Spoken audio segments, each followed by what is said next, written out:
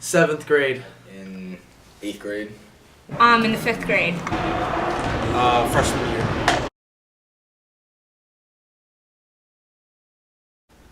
Got about 3 minutes. Yeah, sounds about right. When's the last? Probably about 15 seconds before you guys walked in. Probably like 4 minutes ago. 2 minutes ago. 2 seconds ago. Probably in 5th grade. The last time. 3 years ago. And probably playing guitar. That was like 10 minutes ago. Alright. Probably about 2 years ago. Does jujitsu count? Yeah. Well, then Tuesday. I have no idea. I don't know. Last night. Yesterday I played Sudoku. When'd you get your? I honestly can't remember. That's probably really It's bad. probably been a year.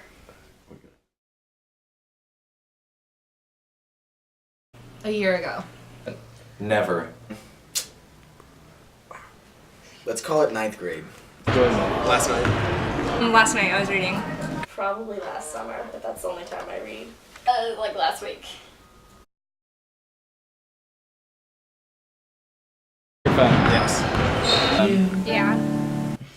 I've gone 5 days without my phone. I could probably go 2 more days without my phone.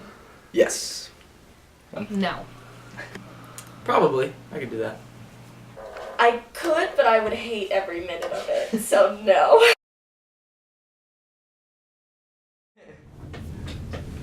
So, in astronomy in particular, technology is sort of necessary, like to inject into the class, because unlike biology and chemistry and even physics, you can't go in the lab and poke what you're studying, so you have to rely on going to telescopes around the world to collect data. The only place you can build research-grade telescopes, sad story, is on the tops of mountains in the middle of nowhere, so they're built in like Hawaii and the Andes Mountains here in Chile.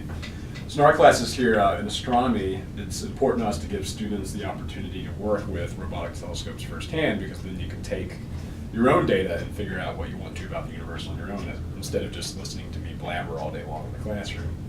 So in Chile here in South America, we have access to at High Point a set of telescopes on the network called Skynet, after the Terminator movies.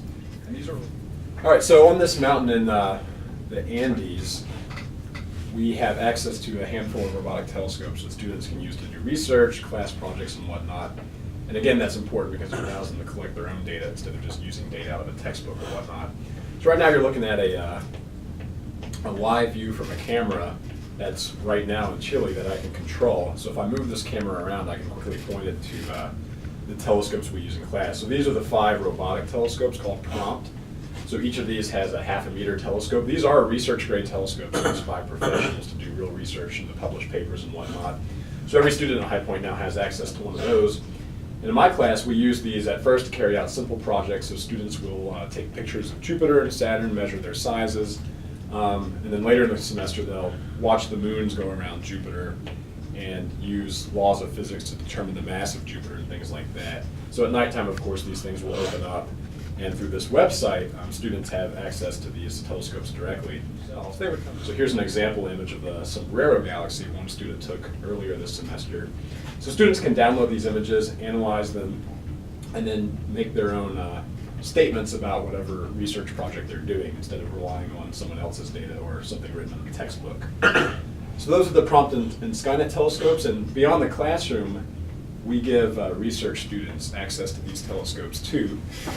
So they'll go in, if they want to do a real research project to publish a paper and whatnot, they'll use these telescopes to monitor the brightness of a star for a certain period of time, to see if that brightness changes. They do a bunch of physics with those telescopes.